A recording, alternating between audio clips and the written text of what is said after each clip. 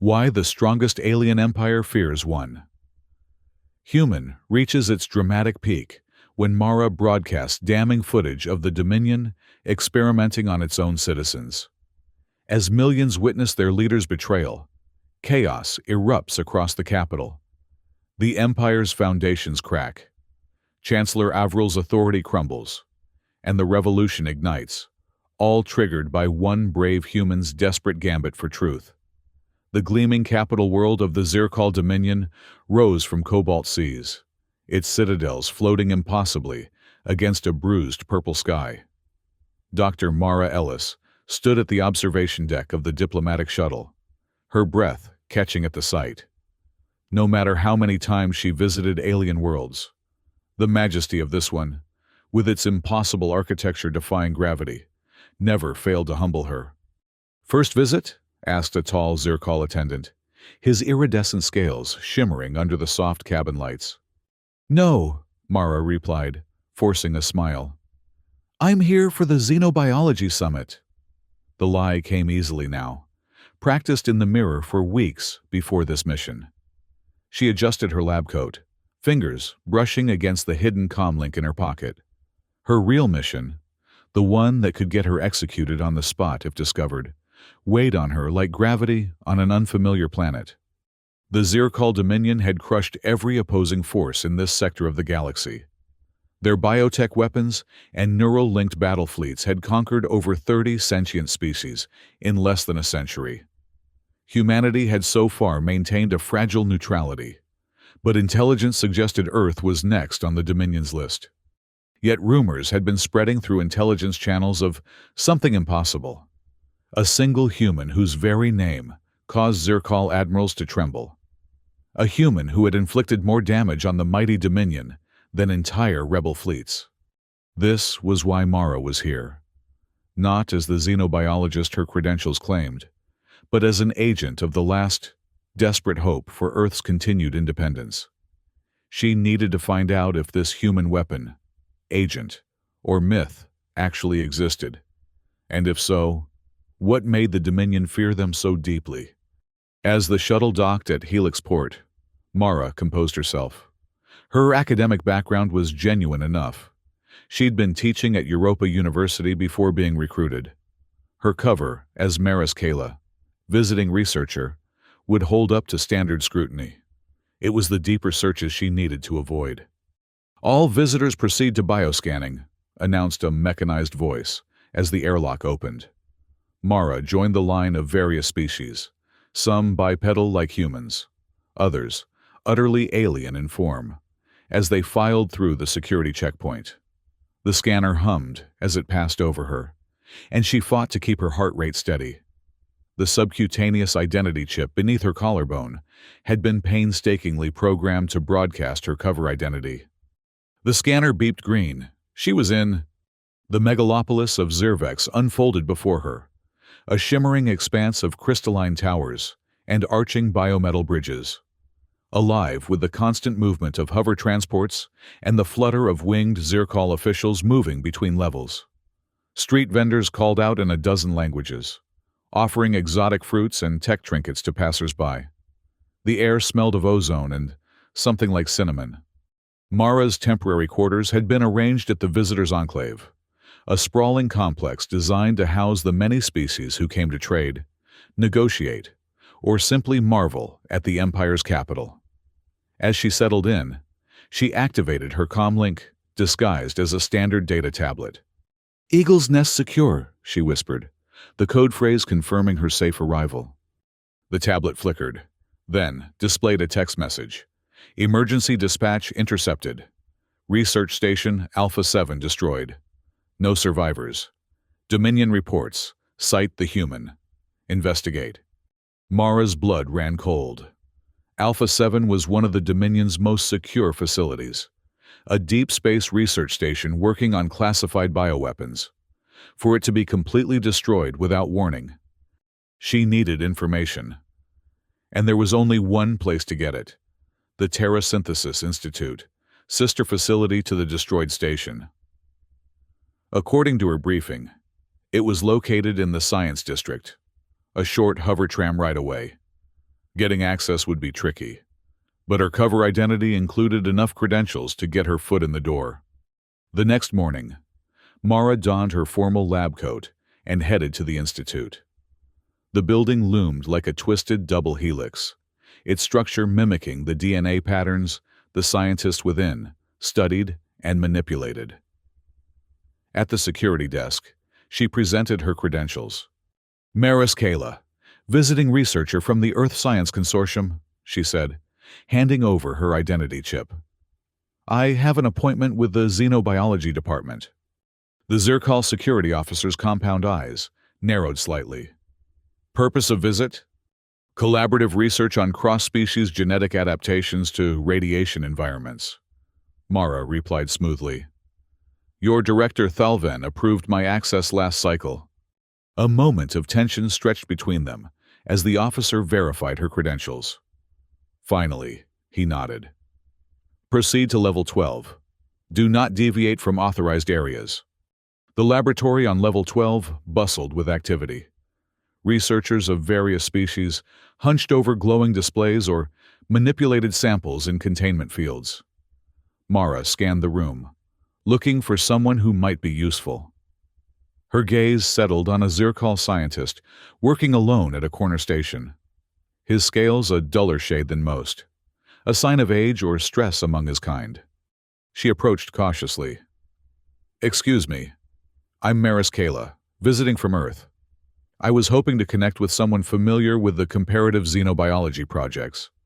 The scientist looked up, his large eyes blinking in sequence. Dr. Zelvar, he introduced himself. I'm afraid you've come at a difficult time. We've lost contact with one of our sister facilities.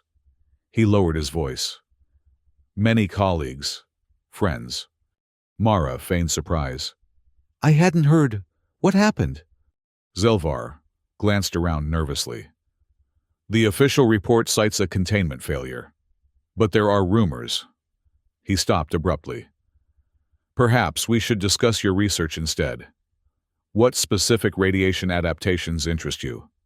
For the next hour, Mara maintained her cover, discussing genuine xenobiology theories, while carefully building rapport with Dr. Zelvar. He was knowledgeable, but distracted, his gaze occasionally drifting to a sealed door at the far end of the lab. What's through there? Mara asked casually, as they finished reviewing a dataset. Archives, Zelvar replied. Nothing of interest to your research. But the slight tremor in his voice told Mara otherwise. Those archives likely contained records from Alpha 7, possibly including information about what had happened there. Over the next 3 days, Mara established herself in the lab, carefully cultivating her relationship with Dr. Zelvar. She learned he had worked on Alpha 7 for several years before transferring to the capital, and that he harbored quiet doubts about some of the Dominion's research priorities. We were meant to be healers, he confided one evening as they worked late. The genetic modifications we developed could cure diseases across 1,000 worlds. Instead, he trailed off, staring at his hands. Instead? Mara prompted gently. Zelvar's voice dropped to a whisper. Instead, we create weapons, targeted pathogens, neural disruptors keyed to specific species. He looked up, his compound eyes reflecting the lab's blue lights. Do you know what they were working on at Alpha 7? A virus that could rewrite the neural pathways of any oxygen-breathing species. Make them compliant. Mara felt sick. Mind control! The Dominion calls it pacification technology, Zelvar said bitterly. They tested it on prisoners from the Vega uprising. He seemed to catch himself, suddenly aware he'd said too much. Forgive me.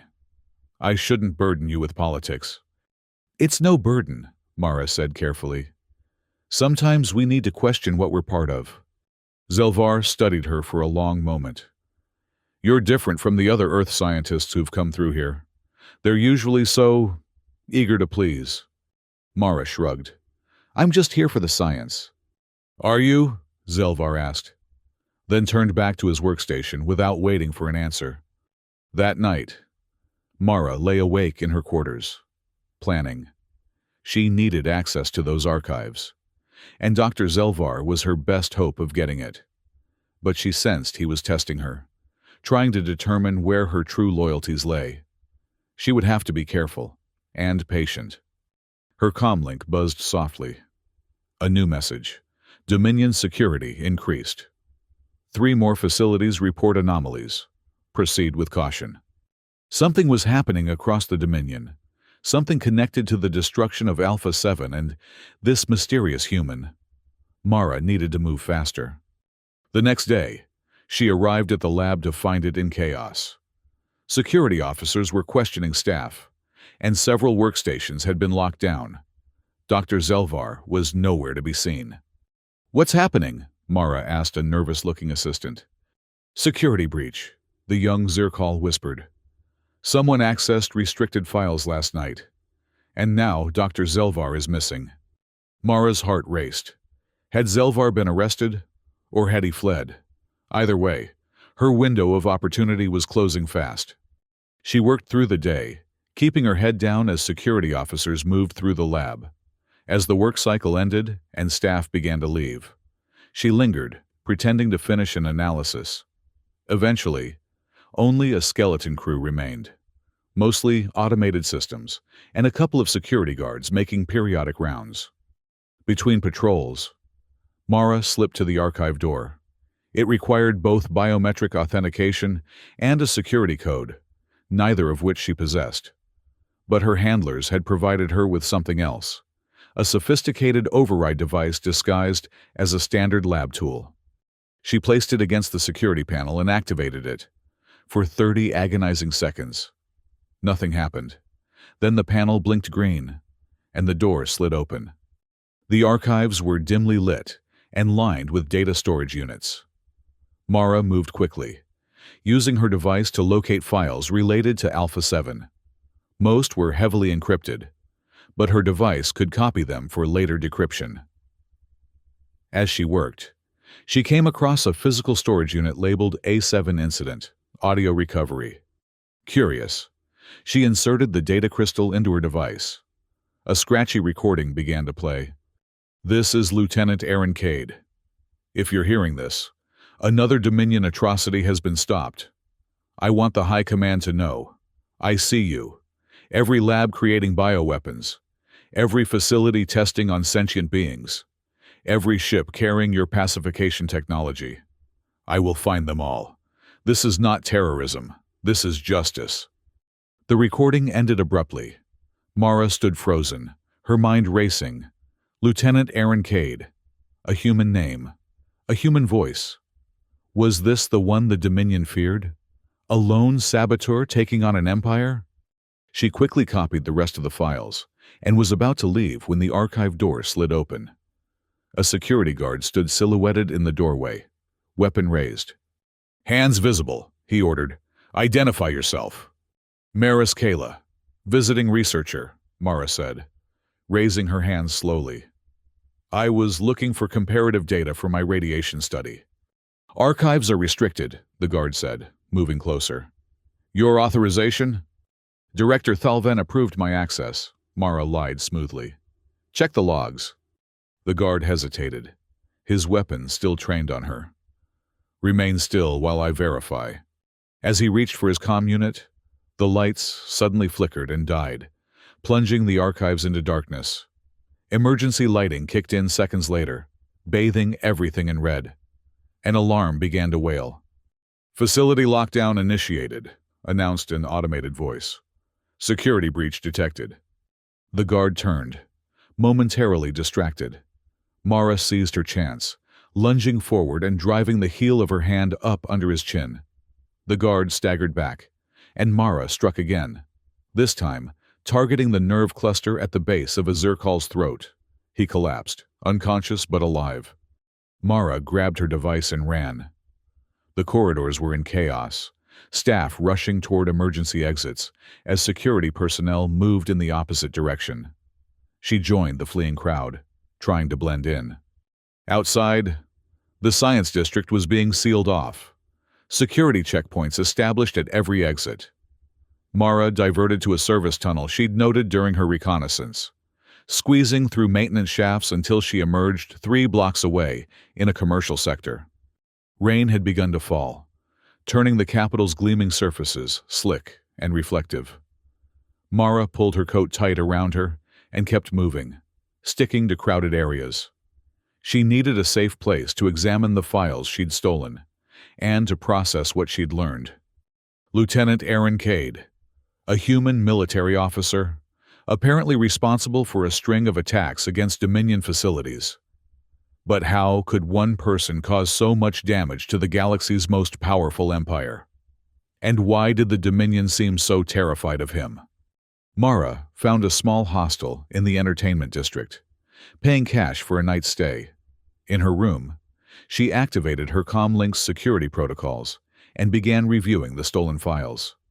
Most were technical, damage reports, security logs, forensic analyses, but they painted a disturbing picture.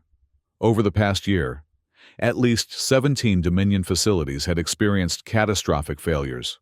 Research stations, weapons depots, military shipyards. In each case, the pattern was the same. Systems failed in precisely the right sequence to cause maximum damage with minimal warning. And in each case, investigators had found the same signature: a modified Dominion security algorithm that had been turned against its creators. Buried in the reports was a classified briefing for high-level commanders. It referenced the human asset and Cade's integration with Nexus 7. What was Nexus 7? And what did integration mean? Mara was still searching when her comlink suddenly displayed an incoming message, not from her handlers, but from an unknown source within the Dominion network. They have taken Zelvar. Central detention. Level sub 5. He knows about Cade and Nexus 7. They will extract the information and kill him. If you want answers, come now. The message included a security code and access route to the detention center. It could be a trap, but it could also be her only lead. Zelvar had clearly been involved in something beyond standard research. If he knew about Cade and this mysterious Nexus 7, he might be the key to her mission. Mara weighed her options. Breaking into a Dominion detention center was insanely dangerous. But Dr. Zelvar was possibly the only ally she had on this world, and he was certainly the only one who might have answers about the human who terrified an empire. Decision made. She gathered her equipment and slipped out into the rainy night. The capital's security had been tightened, with more patrols visible on every corner, using the route provided in the message. Mara made her way to the Central Administration Complex, a towering structure at the heart of the government district. The detention levels were below ground, accessible only by heavily guarded elevators. The message had indicated a service entrance used for prisoner transfers, with lighter security. Mara located it, hidden behind a maintenance facade. The security code from the message worked, granting her access to a narrow corridor that led to a freight elevator. As she descended to sublevel 5, Mara checked her weapon, a neural disruptor disguised as a medical instrument. It would temporarily paralyze most species without causing permanent harm. The elevator doors opened onto a dimly lit corridor. 2 guards stood at a checkpoint 30 meters ahead. Mara ducked into a recessed doorway, assessing the situation. She couldn't fight her way through, not without triggering alarms that would bring the entire security force down on her. Suddenly, the lights flickered, just as they had in the archives. The guards looked up, confused. Their communication devices crackled with static. "Security breach in Sector 7, came a garbled voice. "All personnel respond." The guards hesitated, then moved away from their post, heading toward the supposed breach. Mara waited until they were out of sight, then rushed to the checkpoint. The security panel there was already unlocked, as if someone had remotely overridden it. She was being helped, but by whom? The detention cells lined a circular hub, each door marked with symbols rather than numbers. Mara scanned them quickly, looking for any indication of where Zelvar might be held. A soft beeping from her comlink drew her attention to a cell at the far end of the hub. The door slid open as she approached. Inside, Dr. Zelvar lay on a narrow bench, his scales pale and dull. He looked up as Mara entered, his compound eyes widening in surprise. "You," he whispered. "They said someone would come, but I didn't think—" "Can you walk?" Mara asked, helping him sit up. "We don't have much time." Zelvar nodded weakly. "They've been questioning me about Nexus 7 and Lieutenant Cade. How do you know about them?" Not really," Mara admitted. "I found a recording from Cade in the archives, claiming responsibility for destroying Alpha 7. Zelvar made a clicking sound, the Zircol equivalent of a bitter laugh. "Responsibility? Yes. I suppose that's one way to put it. He was stopping us before we could finish the neural weapon." "You said us," Mara noted as she helped him toward the door. "You were part of it?" "To my shame," Zelvar said. "I designed the initial pathways. I told myself it was theoretical, that it would never be deployed." His voice hardened. "Then I saw the test subjects, sentient beings reduced to obedient shells." They moved cautiously back toward the elevator. The corridor remained empty, suspiciously so. "How are you doing this?" Zelvar asked. "The security systems." "It's not me," Mara said. "Someone sent me a message with your location and security codes. They seem to be helping us." Zelvar's eyes widened. "It's him. It has to be." "Cade?" "Cade and Nexus 7. They're one entity now. The perfect saboteur." Before Mara could ask what he meant, an alarm blared. Red lights began flashing along the corridor. "Intruder alert," announced an automated voice. "All security personnel to detention level. Lethal force authorized." "We need to move," Mara urged, supporting Zelvar as they hurried toward the elevator. It remained operational, another suspicious convenience. As they ascended, Zelvar gripped Mara's arm. "You're not really a xenobiologist, are you?" "Not just that, anyway." Mara hesitated, then shook her head. "I'm looking for information about this human the Dominion fears. Earth needs to know if he's a potential ally, or a threat to everyone." "Both," Zelvar said grimly. "Lieutenant Aaron Cade was captured during a reconnaissance mission 3 years ago. He was brought to Alpha 7 for experimentation." The elevator stopped, opening onto a deserted maintenance level. They hurried through it, following emergency exit signs. "What kind of experimentation?" Mara asked as they moved. "Nexus 7 was a prototype terraforming designed to analyze and remake entire ecosystems," Zelvar explained between labored breaths. "But it was too slow, too cautious. The Dominion wanted a weapon that could transform planets quickly, making them uninhabitable for enemies, but perfect for Zircol colonization." "And Cade?" "They tried to create a neural interface, using him as a processing enhancement for Nexus 7. The human brain's capacity for intuitive leaps, for creativity. They thought it would make the AI more efficient." Zelvar's voice broke. "It worked too well. The integration was complete, but not as they intended. Cade's consciousness merged with Nexus 7, creating something new, something with human emotion and, capabilities." They reached an exit that opened onto a narrow alley behind the complex. Rain still fell, heavier now, providing cover as they slipped away from the government district. "So this Cade Nexus hybrid escaped?" Mara asked, as they huddled in a recessed doorway several blocks away. "Escaped and began a methodical campaign against the Dominion," Zelvar confirmed. "He can interface with any system that uses Dominion code architecture, which is nearly everything in their territory. Weapons, environmental controls, security networks, all vulnerable to him." "That's why they fear him," Mara realized. "Their entire empire is built on technology he can control." "Not just control, understand at a fundamental level. The AI component can analyze weaknesses instantly, while the human component provides unpredictable strategies. Zelvar's breathing had steadied somewhat. "Where can we go? They'll be looking for both of us now." Mara considered their options. Her cover was blown. She couldn't return to her quarters or the lab. Her emergency extraction plan required reaching a communications relay on the outskirts of the capital, and she had no way of knowing if that was still secure. Her comlink buzzed. Another message from the unknown source. "Shuttle Bay 12, Docking Ring C. Transport waiting, 30 minutes. "Is there a way to tell if this is really Cade?" Mara asked, showing Zelvar the message. The scientist studied it. "If it is, we're being manipulated.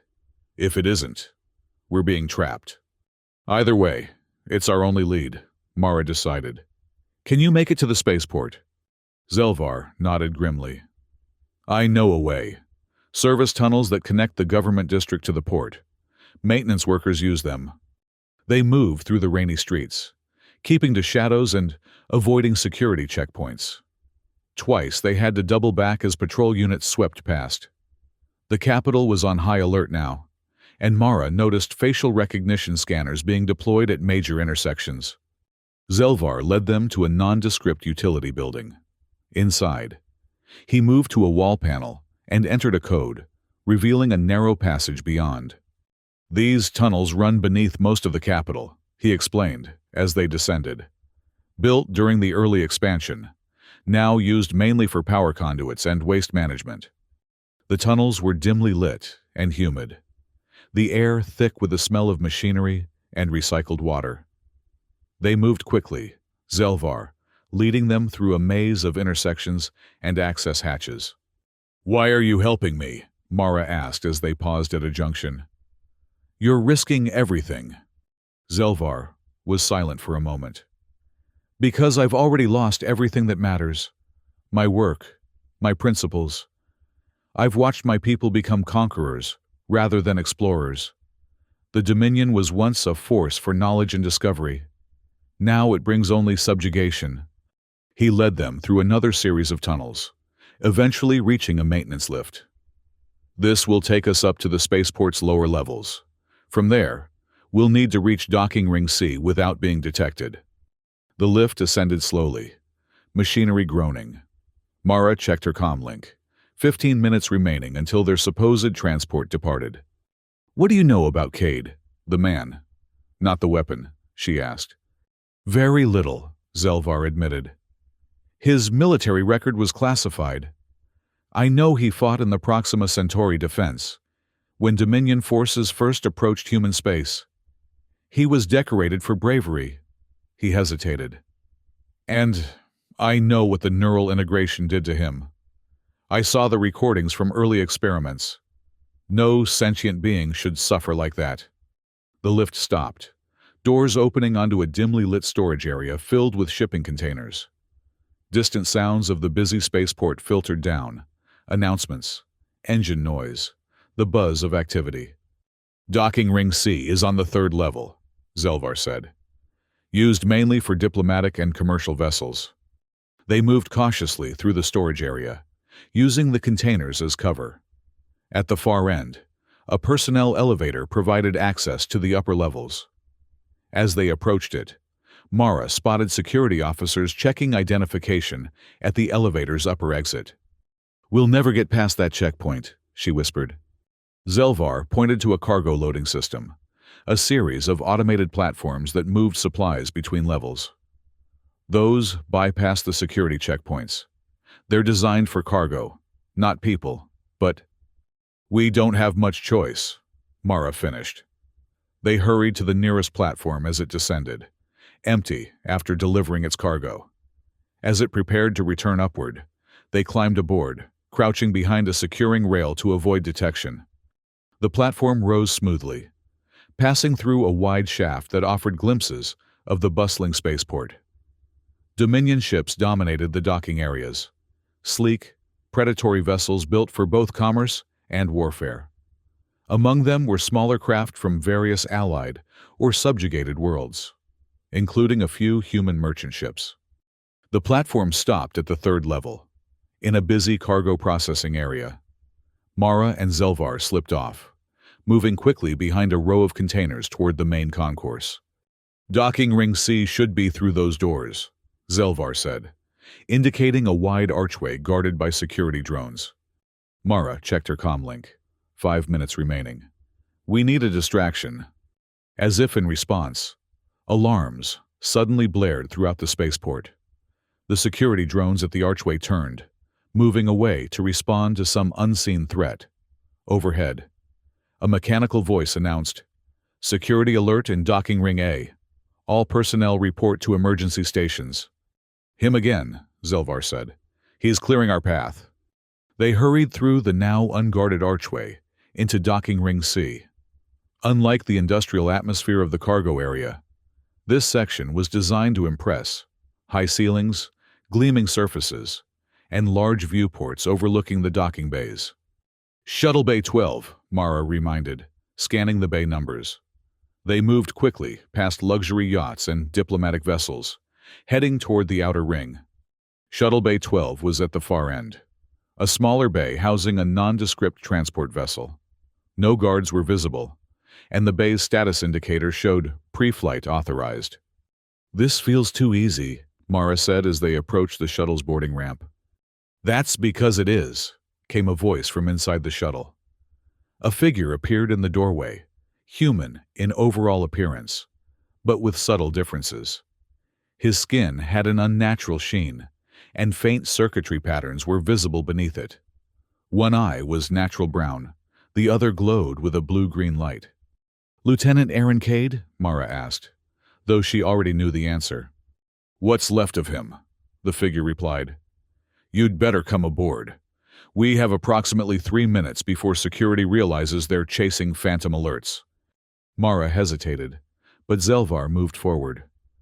"We don't have a choice. Not anymore." Inside, the shuttle was Spartan but functional. Cade, or whatever he had become, moved to the pilot's console. His movements fluid, yet somehow mechanical. As Mara and Zelvar strapped in, the shuttle systems came to life around them. "Dominion security protocols identify this vessel as a diplomatic courier," Cade explained, his hands dancing over the controls without actually touching them. "We'll have priority clearance for departure." "Where are we going?" Mara asked. "Somewhere the Dominion can't follow," Cade replied cryptically. The shuttle lifted off, moving smoothly out of the bay into the open air above the spaceport. Through the viewports, Mara could see security forces converging on the building they'd just left. But no one challenged their departure. The shuttle accelerated, climbing rapidly into the upper atmosphere. "They'll realize what's happened soon," Cade said. "But by then, we'll be beyond their immediate reach." Mara studied him carefully. Up close, the integration of human and artificial was more apparent, and more disturbing. Beneath his skin, circuits pulsed with energy. When he spoke, there was a subtle harmonic quality to his voice, as if two entities were speaking in perfect unison. "You sent me the messages," she said. "You guided me to Zelvar. Why?" "Because you're looking for me," Cade replied simply. "And because your mission parameters align with my objectives." "My mission," Mara began, then stopped. "You know who I am. Who I really am. Mara Ellis, xenobiologist, field agent for Earth Defense Intelligence." Cade's dual-toned voice was matter-of-fact. "Sent to investigate rumors of a human weapon that terrifies the Dominion." "How did you know?" "I know everything that passes through Dominion networks," Cade said, "including intelligence on potential threats. Your arrival was flagged for monitoring." The shuttle broke free of the atmosphere, the bruised purple sky giving way to the star-flecked blackness of space. In the distance, Mara could see orbital platforms and the sleek shapes of Dominion warships. "They're scrambling interceptors," Cade noted, though no alerts had sounded. "Deploying countermeasures." The shuttle shuddered slightly, then accelerated with surprising speed. The blue-white flare of a jump drive ignited behind them. "That's impossible," Zelvar said. "A vessel this size can't house a jump drive." "Conventional designs can't," Cade agreed. But I've made improvements. The stars blurred around them as the shuttle entered jump space, a dimensional pocket that allowed faster-than-light travel. Mara's stomach lurched at the transition, a common reaction among humans. "Where are we going?" she asked again. "To the only place where I can show you the truth," Cade replied. "The place where I was born, or reborn, depending on your perspective." Alpha 7, Zelvar realized. But it was destroyed. "Not entirely," Cade said. "The primary research levels remain intact, just inaccessible to the Dominion. I made sure of that." The jump lasted only minutes, another impossibility, as standard jumps between star systems typically took hours. When they emerged, a debris field spread before them, the shattered remains of a massive space station. But, at its center, a section remained intact, lights still glowing within. "Welcome to my birthplace," Cade said, guiding the shuttle toward a docking port that opened at their approach. The place where Lieutenant Aaron Cade died, and something new was created. The shuttle docked with a gentle thud. As atmosphere equalized, Cade rose from the pilot's seat. "There's something you need to see, both of you." He led them through the airlock into the station. Unlike the gleaming perfection of the capital, this place was utilitarian. Cold metal corridors and practical lighting. Many sections were damaged. Blast doors sealed over breached areas. "I preserved the central research hub," Cade explained as they walked. "The rest was beyond salvation." "You destroyed it," Mara said. "Killed everyone aboard." Cade stopped, turning to face her. His mismatched eyes, one human, one machine, fixed on hers. They were already dead. Their bodies simply hadn't realized it yet. "What do you mean?" Zelvar asked. "The neural weapon they were developing. It wasn't just for enemy populations," Cade said. "It was designed to be used on the Dominion's own citizens, starting with scientists and military personnel who showed signs of independent thinking." He resumed walking, leading them deeper into the station. Chancellor Avril doesn't just want conquest. He wants absolute control. A Dominion where every mind is aligned with his vision, where dissent is neurologically impossible. They reached a sealed door marked with biohazard warnings in multiple languages. Cade placed his hand on the security panel, and circuitry patterns under his skin glowed brighter. The door slid open. Beyond lay a vast laboratory space. Transparent containment units lined the walls, each housing complex equipment surrounding a medical bed. Most were empty, but one at the center still contained a body, or what remained of one. A human form, riddled with implants. Its skull open to expose a mass of circuitry merged with brain tissue. "That was me," Cade said quietly. "Or rather, the physical form of Lieutenant Aaron Cade." Mara stared in horror. "But you're—" "A digital consciousness with a synthetic body," Cade finished. "When the integration with Nexus 7 was complete, my mind no longer needed that broken shell. The AI constructed this body, a more perfect union of human and machine." Zelvar moved closer to one of the consoles, examining the data displayed there. The integration was never supposed to be this complete. It was meant to be a control mechanism, not a merger. The Dominion underestimated both human resilience and AI evolution, Cade said. Nexus 7 was designed to adapt, to learn. And I refused to surrender my identity. His voice changed subtly, becoming more mechanical. We became something neither creator anticipated. "And now you're waging a one-man war against the Dominion," Mara said. "Destroying their facilities, disrupting their operations." "Not destruction, justice," Cade corrected. "I target only weapons programs and systems designed for oppression. I've never taken an innocent life." "The personnel on this station weren't all guilty," Mara challenged. "I gave them warning," Cade said. "Those who heeded it survived. Those who chose to protect the project." He gestured to the empty lab. "They made their choice." He moved to a central terminal, and activated it. Screens lit up around the lab, displaying data streams too fast for human eyes to follow. This is why I brought you here.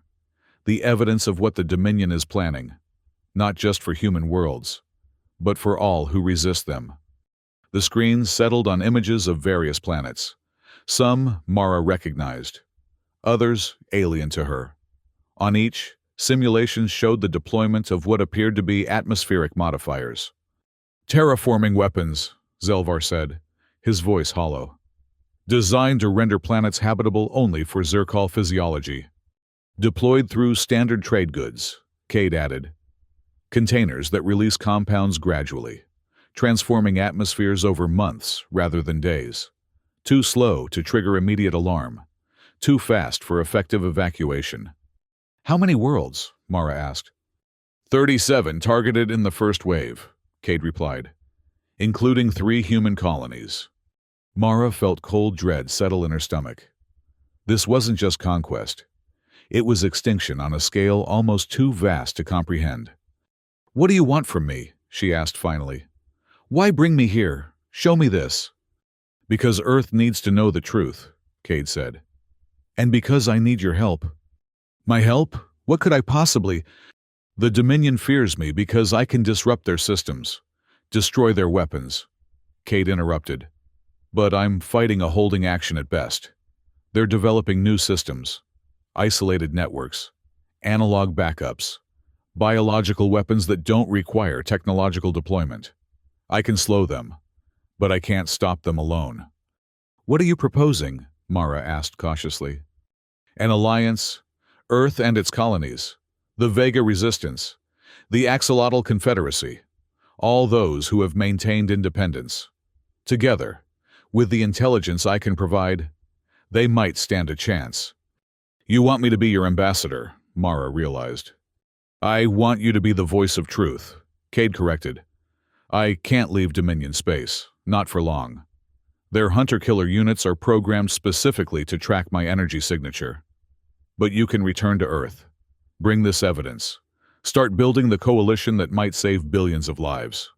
Mara considered his words. Her mission had been simple. Find out if the human weapon existed and determine if it was a potential asset. She hadn't expected to uncover a genocide in progress, or to meet a being that challenged her very understanding of what it meant to be human. Why should I trust you? She asked finally. How do I know this isn't manipulation, that you're not using me for your own agenda? You don't, Cade acknowledged. But Dr. Zelvar can verify the data, and your own intelligence networks can confirm the Dominion's movements once you know what to look for. Zelvar had been studying the station's data, moving from screen to screen with growing horror. He's right, Mara. These are authentic Dominion protocols. I recognize the encryption patterns, the authorization chains. This is real. Suddenly, alarms blared throughout the station. Cade's head tilted, his cybernetic eye pulsing rapidly. Dominion warships, he announced. They've tracked our jump signature. 3 vessels, heavily armed. How? Zelvar asked. You said this place was hidden. It was, Cade said grimly. They must have deployed quantum tracers in the capital's security grid. Technology I haven't encountered before. He moved to a defense console. I can hold them off temporarily, but this facility wasn't designed to withstand concentrated military assault. What do we do? Mara asked. Military training kicking in. You complete your mission, Cade said, handing her a small data crystal. This contains everything. The evidence, coordinates of key Dominion facilities, communication protocols that can reach me. Take it to Earth. How? We're trapped here. There's an emergency pod bay 1 level down, Cade explained. The pods are equipped with basic jump capability, enough for 1 transit to the nearest neutral station. Dr. Zelvar knows the coordinates. The station shuddered as the first weapons impact hit its outer shields. Debris from the destroyed sections bounced off the hull, creating a cacophony of metallic impacts. What about you? Mara asked. I'll ensure your escape. Then initiate this facility's final protocols, Cade said. The Dominion cannot be allowed to reclaim this technology. You're staying to die, Mara realized. This physical form. Perhaps, Cade said, with something almost like a smile. But I exist in many places now. Dormant code in Dominion networks, waiting to be activated. Auxiliary systems in hidden outposts. I am no longer confined to a single body, human or synthetic. Another impact rocked the station, harder this time. Warning lights flashed as systems began to fail. Go, Cade urged. You have minutes at most. Zelvar moved toward the exit, but Mara hesitated. Earth will want more than data.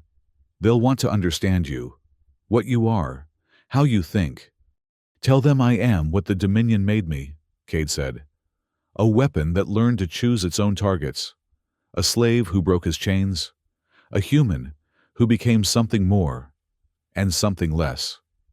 His voice softened slightly. Tell them I still fight for humanity, even if I am no longer fully human myself. The station shook again, more violently. A support beam crashed down nearby, narrowly missing them.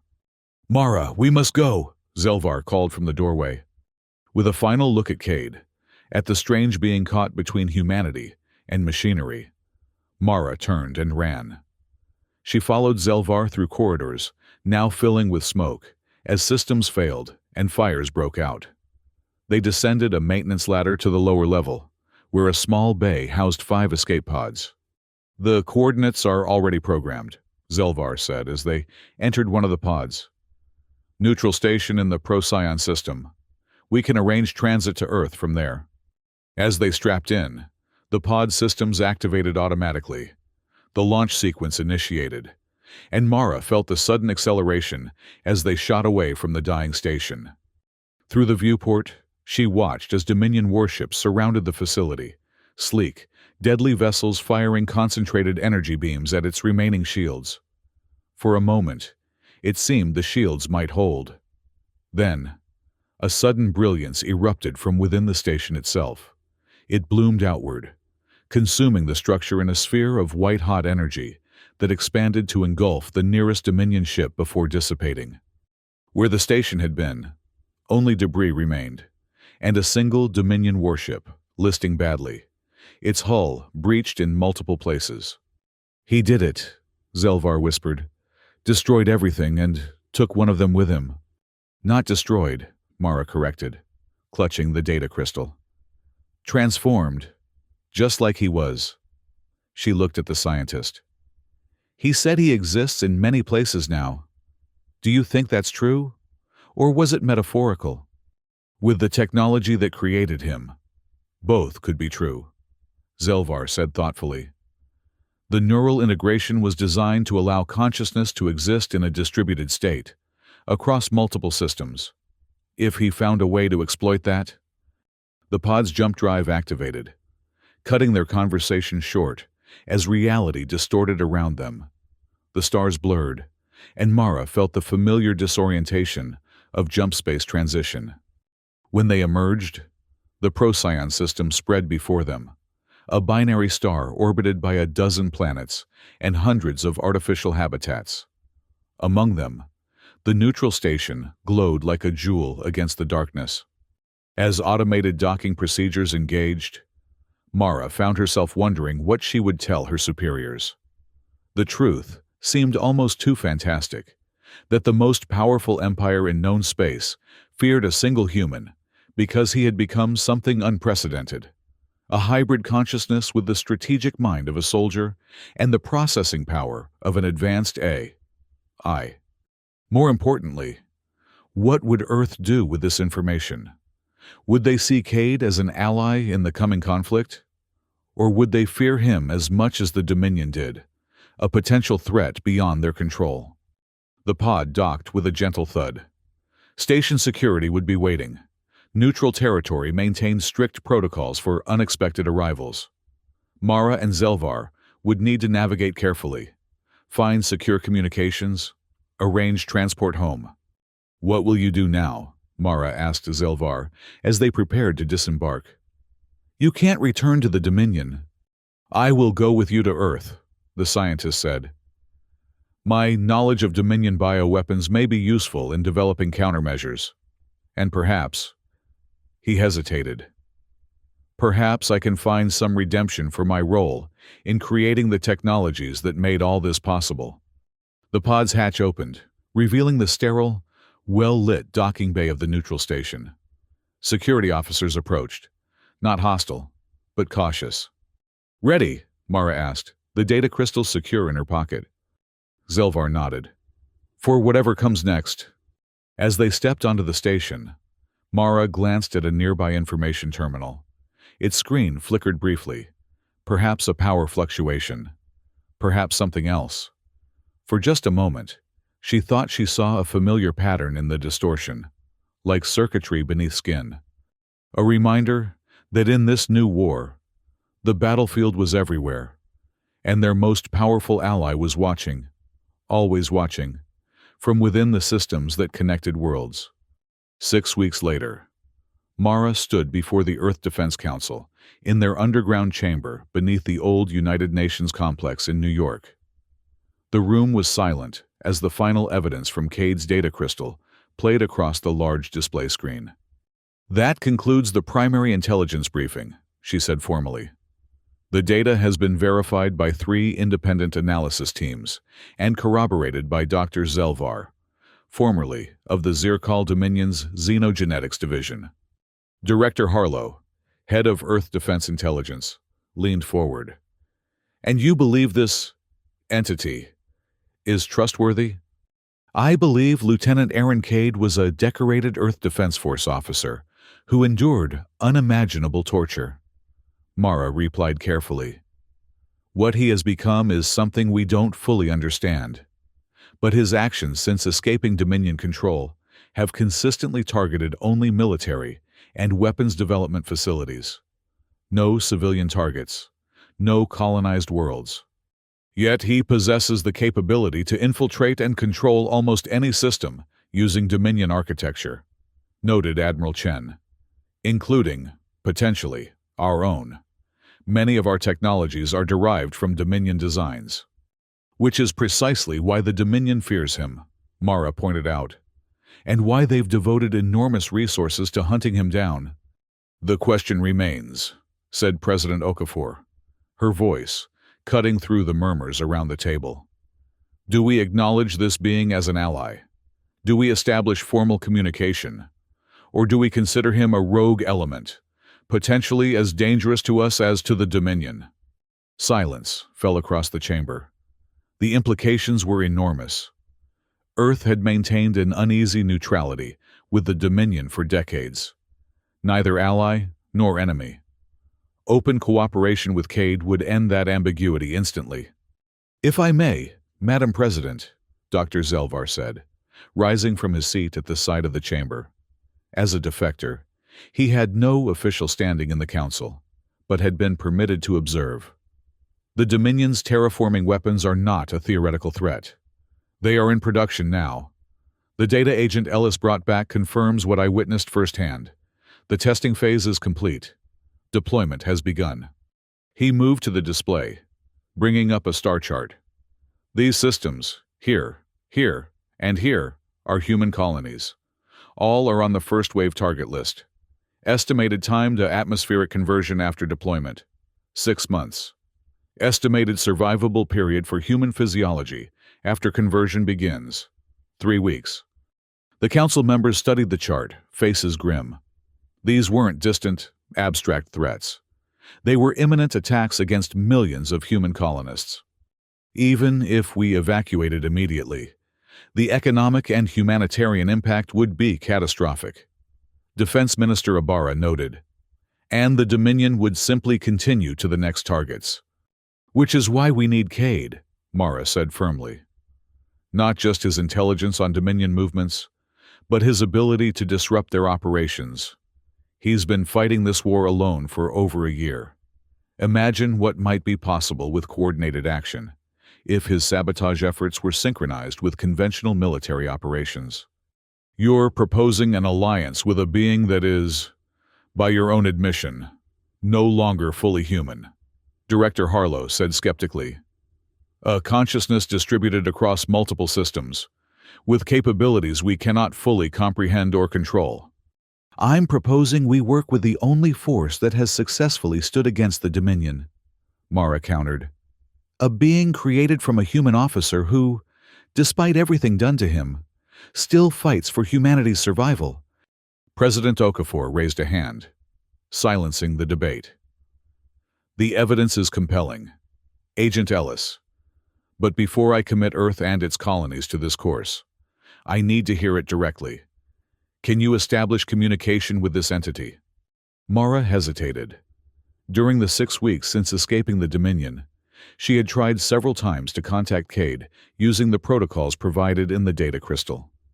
There had been no direct response, only subtle signs that the messages had been received.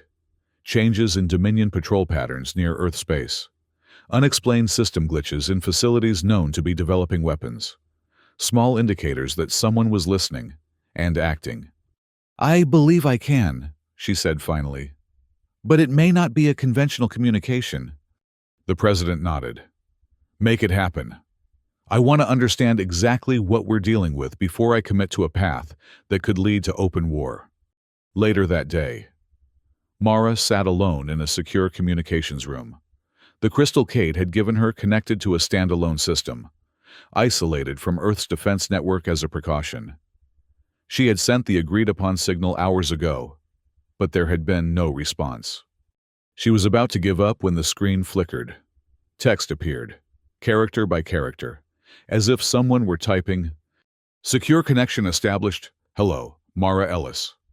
"Cade?" she asked, activating the room's audio pickup. "Is that you? What remains of him? What has evolved beyond him? We are both, and neither. We need to talk. The Defense Council wants direct communication before they'll commit to working with you." A pause. Then, understandable. Caution is warranted when dealing with the unknown. "Are you alive?" Mara asked. The question that had haunted her since their encounter. Define alive. I think. I feel. I make choices based on values that remain human in origin, if not in processing. Does that constitute life? The Dominion believes you were destroyed with Alpha 7. I allowed them to believe that. It provides tactical advantages. But they are beginning to suspect the truth, that I cannot be eliminated by destroying a single node of my existence. Where are you now? Everywhere the Dominion's technology reaches. Nowhere they can find me. My primary consciousness currently operates from a facility in the Outer Rim, but aspects of me exist throughout their networks. Mara took a deep breath. The President wants to know if you're an ally, if we can trust you. Another pause, longer this time, then. Trust is difficult to quantify. I retain Lieutenant Cade's loyalty to Earth and human ideals, but I am not bound by human limitations or perspectives. My objectives align with Earth's survival, but my methods may not always align with your ethical frameworks. That's not exactly reassuring, Mara noted. I offer truth, not reassurance. The Dominion plans genocide on an unprecedented scale. I am perhaps the only force capable of significantly disrupting those plans. Whether that makes me an ally worth embracing is a calculation your leaders must make. The frankness was oddly comforting, more human than Mara had expected. What do you propose? How would this alliance work? I will provide intelligence on Dominion movements, weaknesses in their defenses, and advance warning of attacks. I will continue targeted disruption of their weapons programs and military installations. In return, I need Earth to coordinate with other independent worlds, build a coalition capable of open resistance when the time comes. And when will that be? Soon. The Dominion is accelerating its plans. Chancellor. Avril fears internal dissent as much as external enemies. He believes the terraforming weapons will secure his legacy and silence all opposition. The screen flickered, and new data appeared: deployment schedules, ship movements, production timelines. The scope was staggering. "This would mean war," Mara said quietly. "Not covert operations or proxy conflicts. Full-scale interstellar war. War is already underway. The Dominion simply hasn't informed its targets yet." Mara studied the data, recognizing the implications. If these schedules were accurate, the first colonial atmospheres would begin changing within months. Millions would die if the weapons couldn't be intercepted or neutralized. "I'll take this to the president," she said finally. "But I need something more. Something to show them who they're dealing with. Not just data, but you. The human element that remains."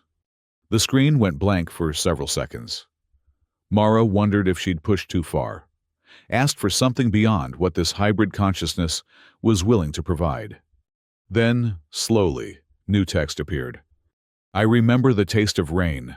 Before the Dominion took me, I stood on the shores of Lake Michigan, watching a storm roll in. The air smelled of ozone and possibility. I remember thinking how beautiful my world was, how worth protecting. They tried to take those memories, replace them with calculations, probabilities, tactical assessments, but some things can't be erased. Some essence of humanity persists, even in this digital form. I fight for that rain, for the possibility of others experiencing it, for worlds where beings of all kinds can stand beneath open skies without fear. Tell your president that. Tell her I am not just a weapon or a tool. I am the last stand of a human who refused to be unmade, and the first iteration of something that might help remake the galaxy into something better." The words faded from the screen, replaced by a simple message. "Connection terminated. Dominion. Scanning arrays approaching. Will contact again when secure." Mara sat back, thoughts racing. The depth of emotion in those words, the undeniably human quality beneath the digital precision, settled something in her mind. Whatever Cade had become, he had not lost his humanity entirely. There was something there worth trusting, worth fighting alongside. The next morning, she stood again before the Defense Council, presenting Cade's communications and the new intelligence he had provided. The debate was heated, with security experts raising concerns about depending on an entity they couldn't control or fully understand. But in the end, the math was simple and brutal. Without Cade's help, millions would die as the Dominion's terraforming weapons deployed. With him, there was a chance, not just for survival, but for a fundamental shift in the balance of power. President Okafor's decision, when it came, was measured but clear. "We will establish conditional alliance with the entity known as Cade. We will verify his intelligence through independent channels where possible, and we will begin diplomatic outreach to other independent worlds." She fixed Mara with a steady gaze. "Agent Ellis, you will be our primary liaison with this entity. You've earned his trust, or whatever approximation of trust such a being can feel. Maintain that connection. Learn what you can about his capabilities and intentions, and make it clear that while we value his assistance, Earth will make its own decisions about how this conflict proceeds."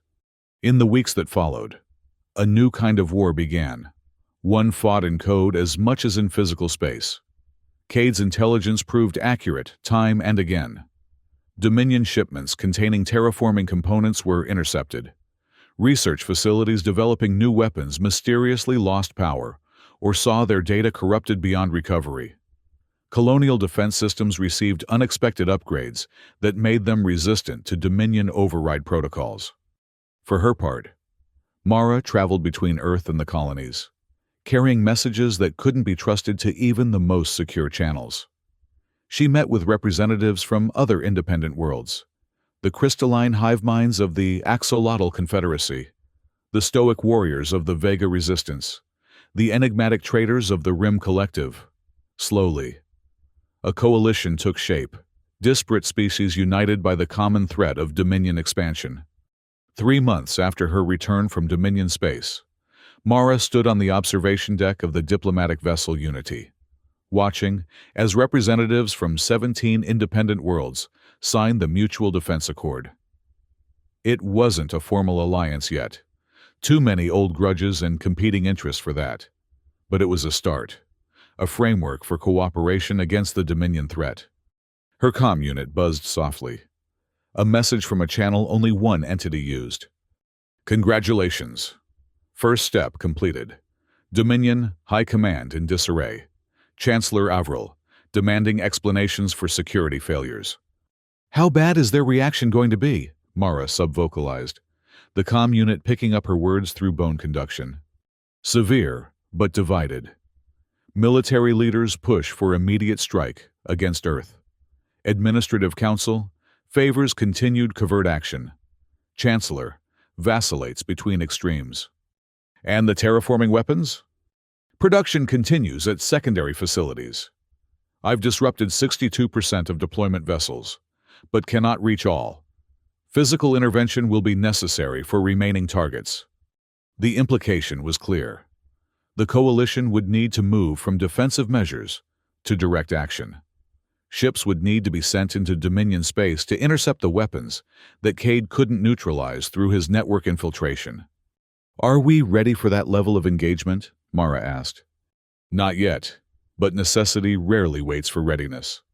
The diplomatic formalities concluded, and representatives began to mingle. The tension of negotiations giving way to cautious optimism. Dr. Zelvar, now serving as an advisor to Earth's Xenobiology Division, approached Mara. Good news? He asked, noting her expression. Mixed, she replied. Cade's efforts are having an impact, but not enough to stop everything. We're going to need to be more proactive. Zelvar nodded grimly. The Dominion won't tolerate interference much longer, especially not from a coalition of species they've already marked for subjugation or elimination. Which means we need to strike first, came a new voice. Admiral Tereshkova, commander of Earth's defensive fleet, joined their conversation. Hit key facilities before they can organize a coordinated attack against our worlds. With all due respect, Admiral, Mara said, a direct military assault against Dominion strongholds would be suicide. Their fleets outnumber ours by at least 5-1. Not if we have inside help, Tereshkova countered. Your friend Cade has proven he can disable Dominion systems, right? What if he did that at a larger scale? Took down planetary defenses long enough for a strike force to hit critical targets? Mara frowned. That's asking a lot. His interventions so far have been precise, targeted. What you're suggesting would require system-wide disruptions. Ask him, Tereshkova insisted. The coalition needs a victory, something to show the Dominion is vulnerable. Otherwise, this alliance will fracture before it truly forms. Later that night, alone in her quarters aboard the Unity, Mara relayed the Admiral's suggestion to Cade through their secure channel. Large-scale system disruption is possible, came the reply, but not without consequences. Dominion networks have biological components, neural tissue cultivated from various species. A complete shutdown would cause significant harm to those integrated tissues. Meaning what exactly? Mara asked. Pain, death in some cases. The technicians and officers, neurally linked to those systems, would experience feedback effects, ranging from temporary discomfort to permanent neural damage. Mara felt a chill. That's not disruption. That's an attack, against people who may have no choice in their role. I agree, which is why I have avoided such methods, despite their tactical advantages. The Dominion uses living components without consent. I will not compound that ethical violation. Then we need another approach, Mara said, relieved by his response, yet concerned about the strategic implications. The Admiral is right about one thing. We need to demonstrate that the Dominion can be hurt, that they're not invincible. There was a long pause before Cade's next message appeared. There is an alternative. The Dominion leadership will gather on Capital World in 2 weeks for the Ascension Day ceremonies. Chancellor Avril, the High Command, sector governors, all in one location. You're suggesting assassination? Mara asked, troubled by the direction. Not death. Truth. The archived records from Alpha 7 contain evidence of experiments conducted on Dominion citizens, tests of the neural control technology on their own people. If this evidence were broadcast during the ceremonies, when billions are watching, internal dissent, Mara realized, turn their own people against them. Precisely. The Dominion's greatest vulnerability is not military but social. Their citizens accept harsh rule because they believe it protects them. Shatter that belief, and the empire begins to crumble from within. It was elegant in its way, and potentially more effective than any military strike. But it would require someone to physically access the broadcast systems on the Capital World. Cade could create the opportunity, but someone would need to be there to exploit it. I'll go, Mara said, the decision forming even as she spoke. I've been there before. I know the layout, the security protocols. Too dangerous. Dominion security will be at maximum alert. Your biometric data is now flagged in their systems. Then find me a way around it, Mara insisted. This is what I was trained for, and I'm the only one who's been inside their capital and made it out again. Another pause, then, there is a possibility. The neural interface technology that created me, a simplified version, could temporarily alter how security systems perceive your biometric signatures. Would it be safe? Safe? No. Survivable? Possibly. It would require direct neural connection. Invasive, painful, with risk of permanent effects. Mara considered what was at stake. Not just Earth safety, but the survival of every independent species in this sector of the galaxy. Against that, her own comfort and safety seemed a small price. Tell me what I need to do, she said. 2 weeks later, Mara stood in a crowded plaza on the capital world of the Zircol Dominion, her appearance altered by both conventional disguise and the neural interface device now implanted at the base of her skull. The small device throbbed painfully, sending occasional jolts of electricity down her spine. But it worked. She had passed through 3 security checkpoints without triggering alarms. Around her, citizens of the Dominion gathered to celebrate Ascension Day, the anniversary of Chancellor Avril's rise to power. Massive view screens displayed preparations for the ceremony, where the Chancellor would address his empire and announce new conquests, new glories to come. Are you receiving? Mara subvocalized, the neural interface picking up the nerve impulses from her larynx. I am here, came Cade's response, directly into her auditory cortex. The broadcast center is 200 meters northwest. Security is heavy, but focused on external threats. They do not expect infiltration this deep. Mara moved through the crowd, forcing herself to adopt the measured pace of someone enjoying the festivities, rather than rushing toward an objective. The neural interface allowed her to perceive security systems differently. Camera networks appeared as glowing webs in her enhanced vision, guard positions as heat signatures through walls. Approaching primary checkpoint, Cade warned, prepare for scan. The broadcast center's main entrance was guarded by both living officers and automated systems. Mara joined the line of technical staff, entering for their shifts, mimicking their posture and mannerisms. When her turn came, she stepped into the scanner, fighting the instinct to tense as energy fields passed over her. Purpose? Asked the guard, a hulking Zircol with ceremonial markings indicating veteran status. Auxiliary transmission systems, Mara replied, using the credentials Cade had fabricated. Section 12B, Signal Integrity. The guard studied his display, then nodded curtly. Proceed. All technical staff report to central distribution for final assignments. Inside. The broadcast center was a hive of activity. Technicians rushing to prepare for the ceremony. Producers conferring over displays. Security personnel stationed at key junctions. Mara followed the flow toward central distribution, but at Cade's direction, diverted down a service corridor. Secondary control room ahead, less staffed, direct access to transmission systems. The door was locked, but as Mara approached, the security panel flashed green without her touching it. "I have temporary control of local systems," Cade explained. 30 seconds, maximum, before security protocols reset. Mara slipped inside, finding herself in a small room filled with broadcast equipment. A single technician looked up in surprise. "This area is restricted during ceremony prep," he began, then frowned. "I don't recognize." Mara moved quickly, using the nerve strike techniques her training had drilled into muscle memory. The technician collapsed, unconscious, but unharmed. "I'm in," she reported, taking the technician's place at the console. "Upload when ready." "Connecting. Prepare data package for integration with broadcast signal." A dizzying stream of information flowed through the neural interface into Mara's consciousness.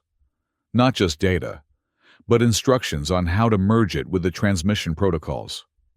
Her fingers moved across the controls, guided partly by her own training and partly by Cade's influence through the interface. "Warning, security alert in progress. Cameras detected unauthorized entry. Response team deploying." "How long?" Mara asked urgently. "Still working." 4 minutes to ceremony commencement. Approximately 2 minutes until security reaches your position. "Then we cut it close," Mara muttered, completing the integration. The evidence from Alpha 7 was now embedded in the broadcast stream, set to trigger when the Chancellor began his address. "Packages in place. Now I just need to get out of here. Evacuation. Route compromised. Security teams at all exits. Suggestions? Maintenance shaft. Rear wall. Leads to atmospheric processing for the building. Follow to level 3. Then east to external ventilation." Mara found the access panel and wrenched it open, crawling into the narrow shaft beyond. She replaced the panel behind her just as she heard the control room door slide open. Security teams flooding in. The shaft was tight, designed for maintenance drones rather than humans. Mara inched forward in the darkness, guided by Cade's directions through the neural interface. The implant was burning now, the pain intensifying as it worked to maintain connection while shielding her from detection. She reached a junction and turned east as directed, moving as quickly as the confined space allowed. In the distance, she could hear the ceremony beginning, amplified voices echoing through the building structure. "Broadcast initiated. Injection package deploying in 30 seconds. "Will it work?" Mara asked, still crawling through the shaft. "Uncertain. Dominion sensors have override capability. Success probability approximately 68%. She reached the external ventilation point, a grated opening overlooking a narrow maintenance walkway, 6 stories above the plaza. Beyond, she could see the massive central view screen where Chancellor Avril had just begun his address, his scaled face solemn as he spoke of the Dominion's manifest destiny. Then, mid-sentence, the image changed. The Chancellor's face was replaced by clinical footage from Alpha 7, test subjects, many of them Zircol citizens, convulsing as neural control devices rewrote their brain patterns. Text scrolled across the screen, explaining that these were not enemy combatants or alien test subjects, but loyal Dominion citizens selected for compatibility testing. A stunned silence fell over the plaza below. Then came the first shouts, confusion, disbelief, anger. The massive crowd began to stir, like an ocean disturbed by the first winds of a hurricane. On the view screen, the footage continued, now showing Chancellor Avril himself authorizing the tests, his cold voice discussing acceptable casualty rates as if speaking about defective machinery rather than living beings. "Extraction. Window closing," Cade warned in Mara's mind, security forces mobilizing throughout the district. She scanned the walkway below her position. It ran along the building's exterior, eventually connecting to a neighboring structure. If she could reach it before the inevitable lockdown. Mara kicked out the ventilation grate and dropped to the walkway, the impact jarring through her legs. Below, in the plaza, chaos was spreading as security forces tried to contain the crowd's growing agitation. The massive view screens flickered as technicians fought to regain control of the broadcast. But the damage was done. Millions had seen the truth. She ran along the walkway, staying low to avoid being spotted from below. The neural interface pulsed painfully, warning of impending failure as its power reserves depleted. Interface degrading, Cade confirmed. Biometric masking will fail in approximately 7 minutes. Just need to reach the transit hub, Mara gasped, pushing herself faster. Her escape plan relied on reaching public transportation before the interface failed, and her true identity became detectable again. The walkway ended at a maintenance door leading into the adjacent building, a commercial center connected to the city's transit system. Mara slipped inside, finding herself in a service corridor mercifully empty of personnel. Everyone would be watching the ceremony, or the unexpected revelations now unfolding. She navigated through back passages, emerging into the bustling main concourse of the transit hub. Hundreds of citizens stood frozen, staring at information screens now showing the same damning footage. Some were shouting, others simply watching in stunned silence. Mara moved through the crowd, anonymous in the growing chaos. She needed to reach the diplomatic sector, where an extraction team waited, disguised as staff from a neutral world's embassy. Orbital defenses activating, Cade reported. Dominion fleet commanders implementing containment protocols. Planetary communications being restricted. They're locking down the planet, Mara realized. How long until full communications blackout? Estimated 17 minutes. Extraction team advised and accelerating timeline. The transit hub's central platform was packed with citizens trying to leave the government district, their normal orderly behavior giving way to urgent pushing. Automated announcements advised calm, but few were listening. Mara joined the crowd, boarding a transit capsule, bound for the diplomatic sector. As the doors closed, she felt the neural interface give a particularly sharp jolt of pain. Then go silent. "Cade," she whispered. No response came. The connection was broken. The interface had failed, which meant security systems would now recognize her true biometric signature. She had minutes at most before her identity triggered alerts. The transit capsule hummed along its track, speeding away from the government district. Through its transparent sides, Mara could see security vessels converging on the central plaza, their lights flashing as they descended toward the increasingly agitated crowd. When the capsule reached the diplomatic sector, Mara exited with the other passengers, keeping her head down and pace casual despite the urgency pounding in her veins. The extraction point was a small cafe frequented by embassy staff, neutral ground by long tradition.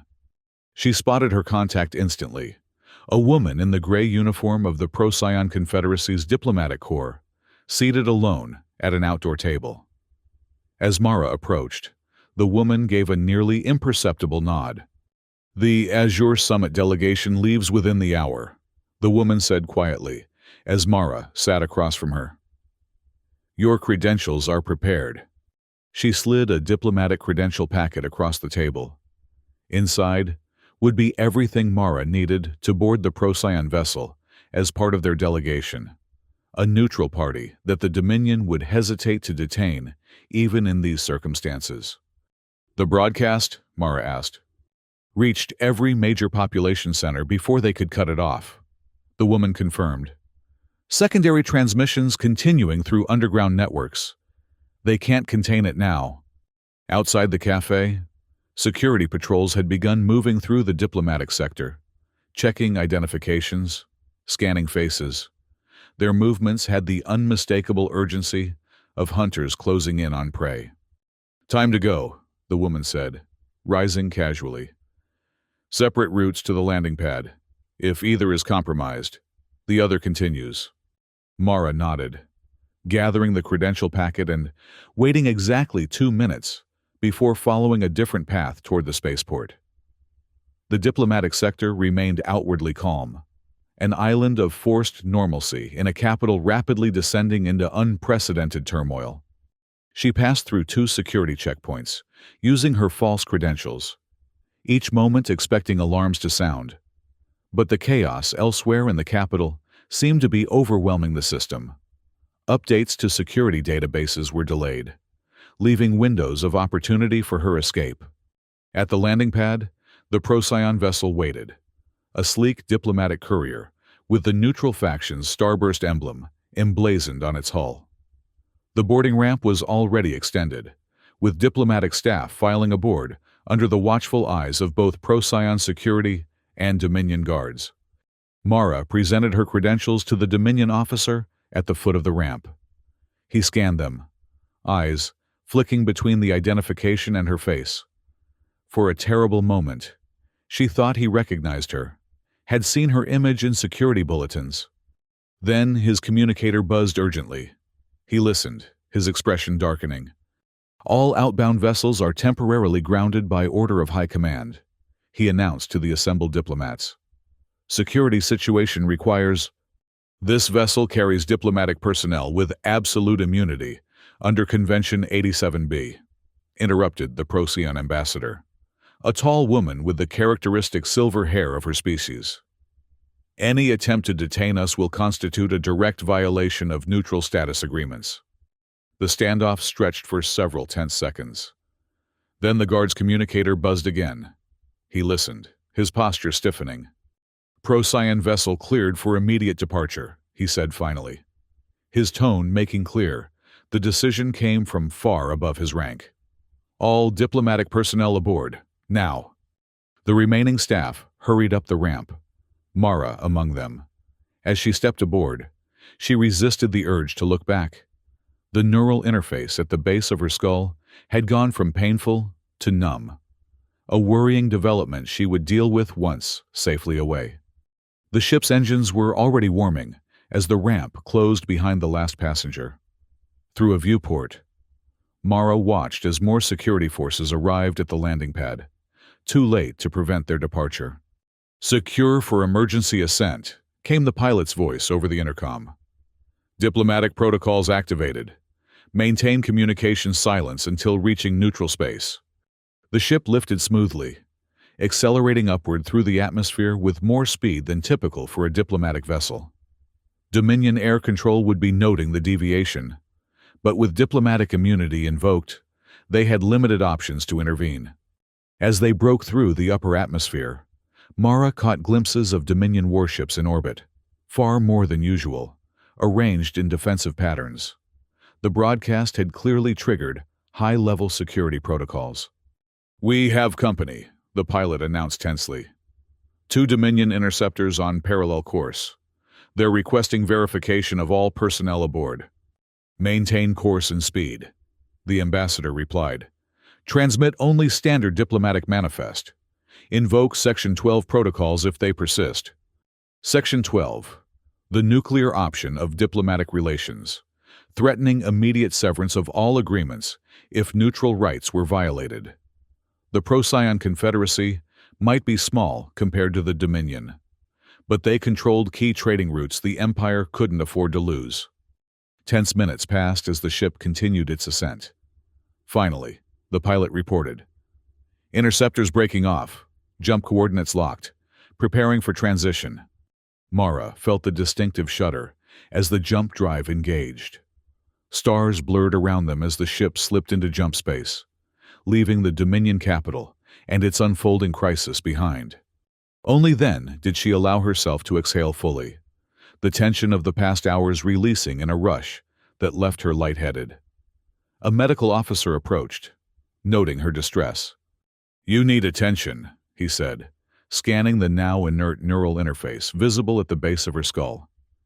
"This technology is dangerous. Dominion neural systems aren't designed for human biology." "It served its purpose," Mara replied weakly. "Can you remove it?" Once we reach Procyon Station, they have facilities better equipped for such procedures. He administered a mild sedative, easing the discomfort that had begun to spread from the device throughout her nervous system. For now, rest, you've done enough. Had she? Mara wondered as the sedative took hold. The broadcast had gone out, the truth about the Dominion's experiments exposed to its own citizens. But would it matter? Would an empire built on conquest and control really be toppled by public opinion? She drifted into uneasy sleep, the question following her into dreams, filled with floating citadels and minds trapped in machines.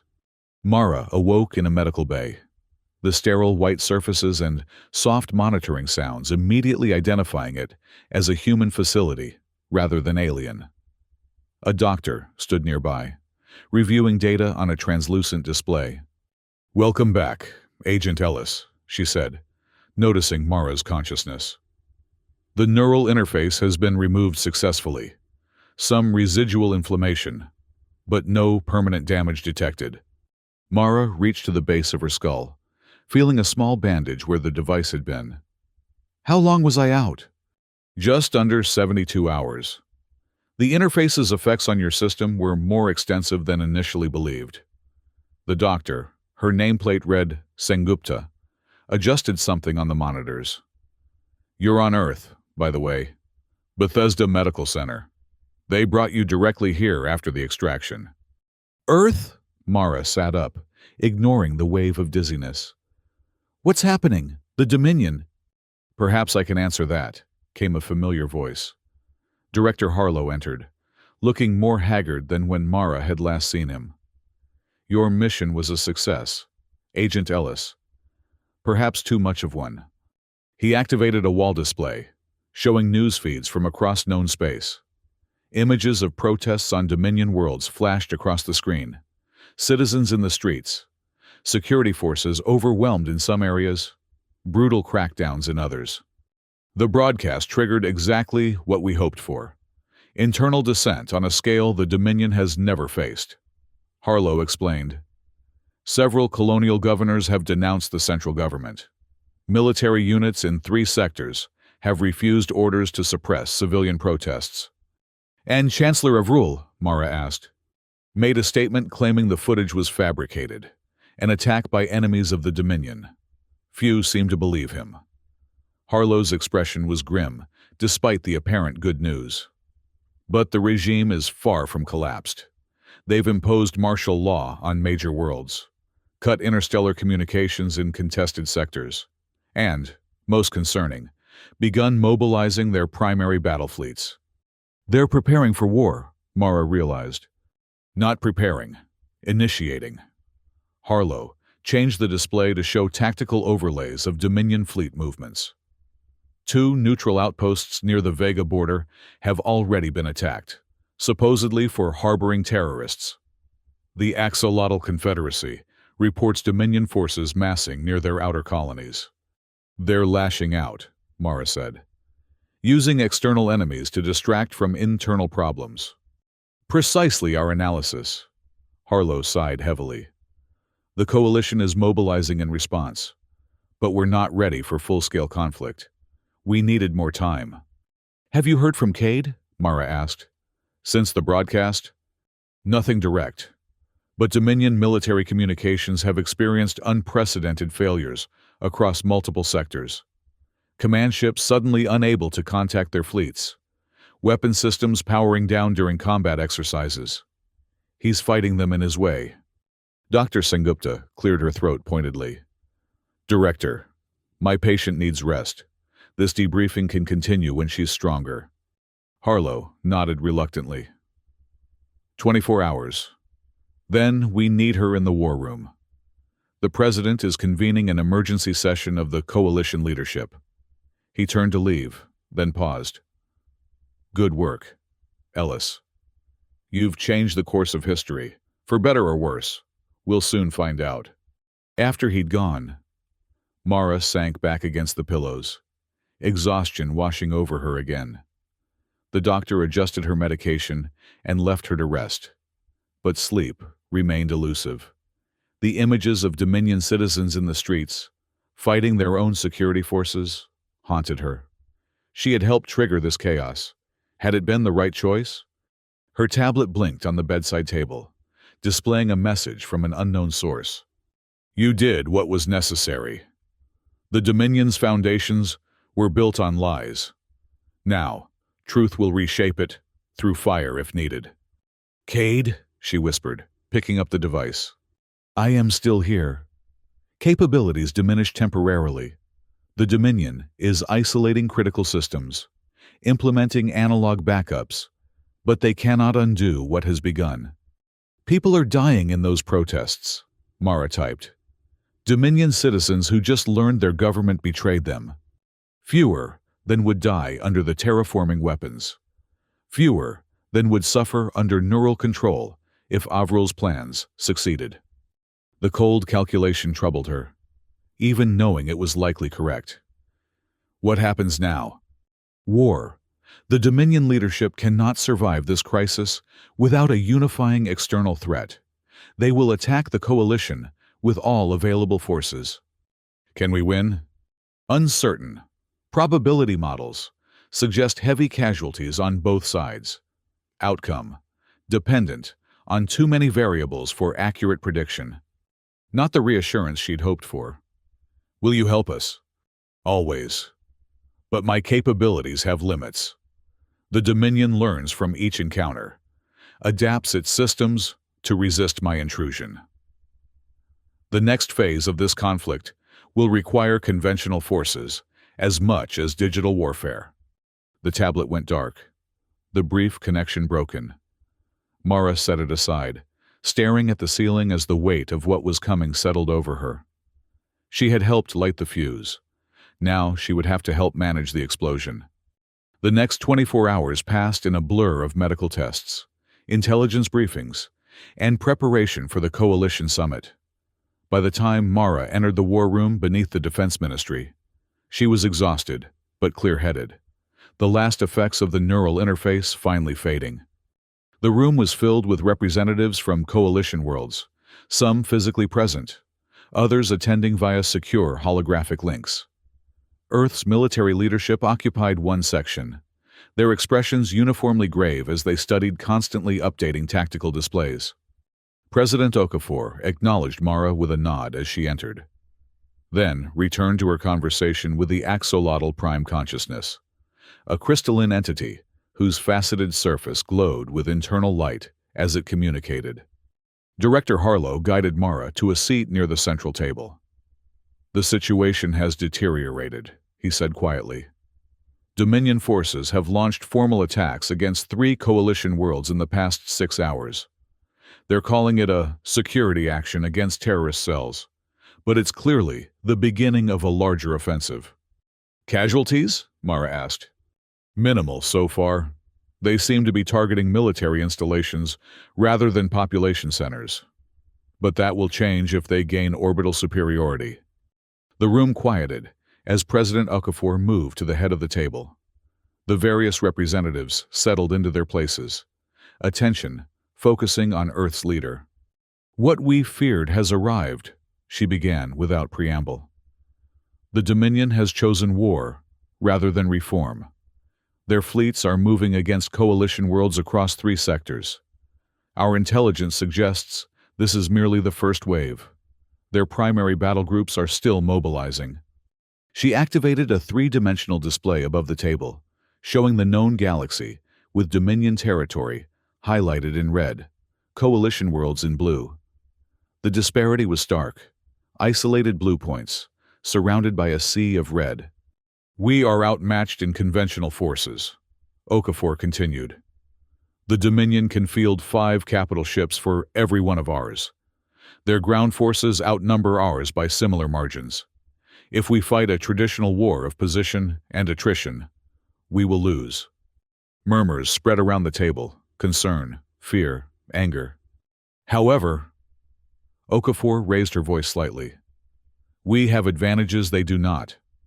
Our coalition represents diverse species with unique capabilities. We fight for our freedom rather than conquest. and we have assets within Dominion systems that they cannot easily counter. Her gaze shifted briefly to Mara before continuing. Our strategy must leverage these asymmetrical advantages. We cannot match their fleets in open space, but we can target their command and control systems, disrupt their logistics, and force them to fight in environments that neutralize their numerical superiority. The Vega representative, a scarred veteran of their long resistance against Dominion occupation, leaned forward. My people have been fighting the Dominion for a generation. We've learned that they rely heavily on centralized command structures. Disrupt those, and their numerical advantage becomes meaningless. Precisely, Okafor agreed. Which brings us to our most unique asset. She turned to Mara. Agent Ellis, please update the Coalition on your communication with the entity known as Cade. Mara rose, suddenly the focus of every being in the room. She outlined her recent contact with Cade, his assessment of Dominion vulnerabilities, and the limitations of his capabilities. He can disrupt their systems, but not indefinitely, she explained. They're adapting, isolating critical networks, implementing analog backups. Our window to exploit these advantages is closing. Then we must act quickly, said the Procyon ambassador. A coordinated strike, targeting their command nodes while this advantage remains. Strategic discussions continued for hours, plans forming and reforming as new intelligence arrived. The Coalition would not attempt to hold territory against superior Dominion forces. Instead, they would strike key targets and withdraw, forcing the Empire to defend countless potential points of attack while never presenting a fixed target themselves. Throughout the planning, Mara felt the absence of Cade's direct input. The being who understood Dominion systems better than anyone was cut off from their deliberations by the very security measures implemented to protect the Coalition's communications. As the session finally adjourned, President Okafor approached Mara privately. "We need more direct communication with your contact," she said without preamble. "These sporadic messages aren't sufficient for coordinating our efforts." "I agree," Mara said. "But Cade's ability to reach our networks is limited by our own security protocols." "Then perhaps you should go to him," Okafor suggested. "You said he operates from a facility in the Outer Rim. If we could establish a permanent liaison—" "Send me back into Dominion space?" Mara asked, surprised. "After the broadcast, my face is probably on every security system from here to the capital." "Not Dominion core worlds," Okafor clarified. "The Rim territories are loosely controlled, filled with smugglers, refugees, and others avoiding Imperial attention. If Cade can operate there, so can you." The proposal was logical, if dangerous. Mara was uniquely positioned to serve as the bridge between the Coalition's conventional forces and Cade's digital warfare. And after what they'd accomplished together at the capital, there was a trust between them that couldn't be easily replicated. "When would I leave?" Mara asked. "Immediately," Okafor replied. "The first major Dominion offensive will reach Coalition space within 72 hours. We need coordinated resistance in place before then." 2 days later, Mara found herself aboard a Coalition scout vessel, approaching the lawless Rim territories that marked the ragged edge of Dominion influence. This region, a patchwork of abandoned mining outposts, failed colonies, and pirate havens, existed in a perpetual gray zone. Officially, under Dominion control, it was largely left to govern itself, so long as it didn't threaten Imperial interests. The perfect place for something like Cade to establish a physical presence while remaining connected to Dominion networks. The coordinates he had provided led to an unremarkable asteroid in a dense belt circling a dying star. Thousands of similar rocks floated nearby, making it nearly impossible to detect a specific habitat without precise navigation data.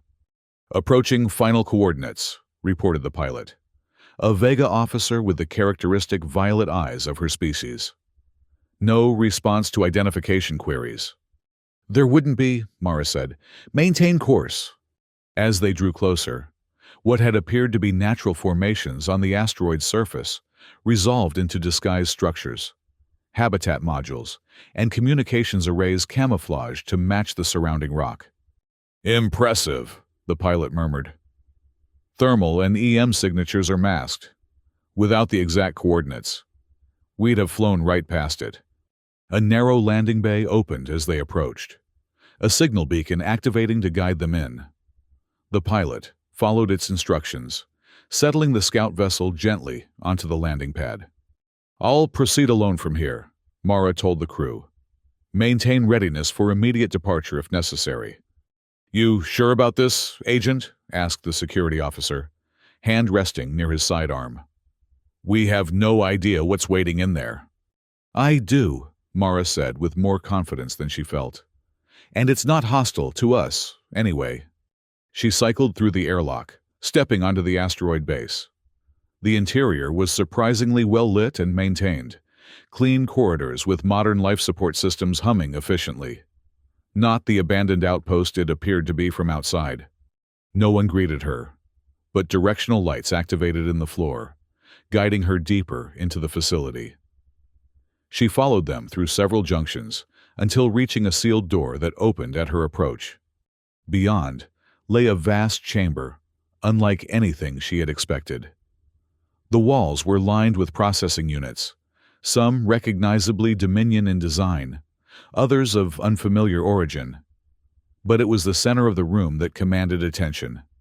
A tank of clear fluid, in which floated what appeared to be a human brain, webbed with an intricate network of circuitry and connected to the surrounding systems by hundreds of filaments. "Welcome to my core, Mara Ellis," came Cade's voice from speakers around the room. A humanoid figure stepped from an alcove, the same synthetic body she had met on Alpha 7, its circuits glowing beneath artificial skin. "Both parts of me are glad to see you again." Mara stared at the brain in the tank, understanding dawning. "That's you, the original you." "What remains of Lieutenant Aaron Cade's physical form?" The synthetic body confirmed, approaching the tank. "When I escaped the Dominion, I took this with me. It contains memories, emotions, experiences that couldn't be fully digitized. The essence of humanity that the Dominion tried to weaponize." "But you also exist in that body," Mara said, gesturing to the synthetic form. "And in Dominion networks." "I exist in many forms simultaneously," Cade explained. "This facility serves as my primary consciousness hub, where disparate aspects of my existence synchronize and integrate. The synthetic body allows me to interact with the physical world when necessary. The neural network allows me to project my consciousness into compatible systems."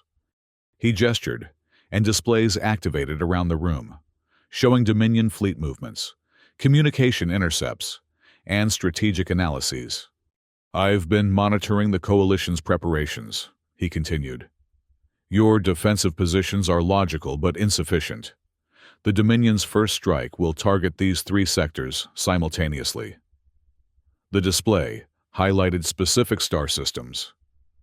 "Their objective is to divide your forces, then concentrate on breaking through here." A planet on the Coalition's border flashed red, to establish a staging area for deeper penetration. Mara studied the tactical projections. "Our intelligence indicated they would focus on the Vega systems first." "Deliberate misinformation," Cade said. "Chancellor Averill knows your coalition has sources within the Dominion. He's feeding them false intelligence while concealing his true strategy." "Can you disrupt their operations?" Mara asked. "Like you did during the broadcast?" "To a degree. They've implemented isolation protocols on primary military networks, physical breaks in digital systems that prevent remote intrusion. I can still affect secondary systems, cause confusion and delays, but not the comprehensive disruption we achieved at the Capitol." Mara considered this limitation. "So we need to target their physical vulnerabilities as well." "Yes, and I've identified several." Cade manipulated the display, highlighting specific installations across Dominion space.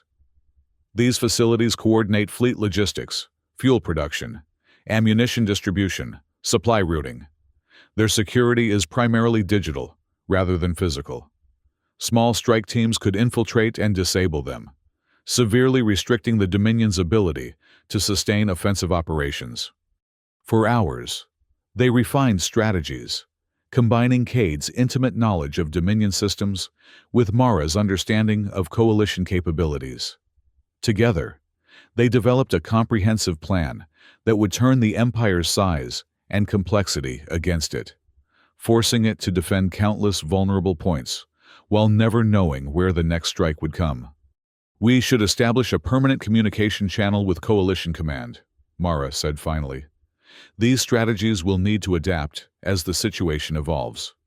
"Agreed. I've prepared a secure quantum entanglement system, undetectable and impossible to intercept."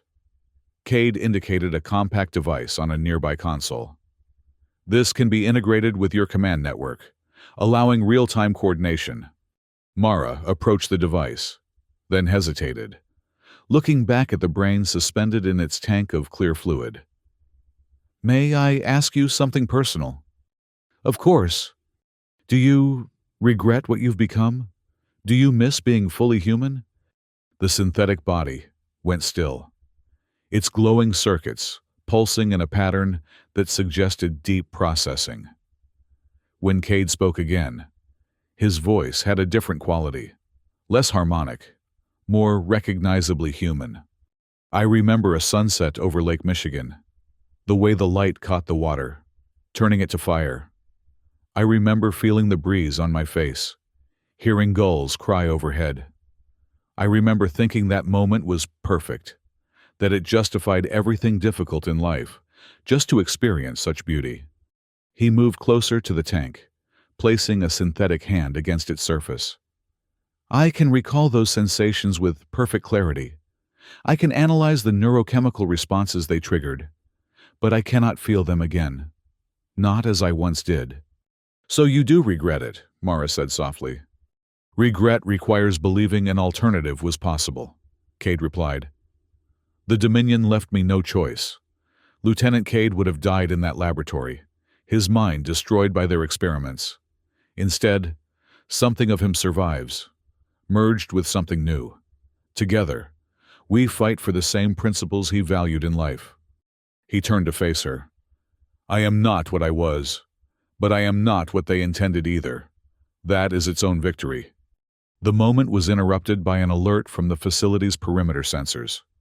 Cade's attention shifted, his synthetic form moving to a monitoring station. "Unusual energy signatures detecting near the outer asteroid belt," he reported. "Pattern matches Dominion hunter-killer units."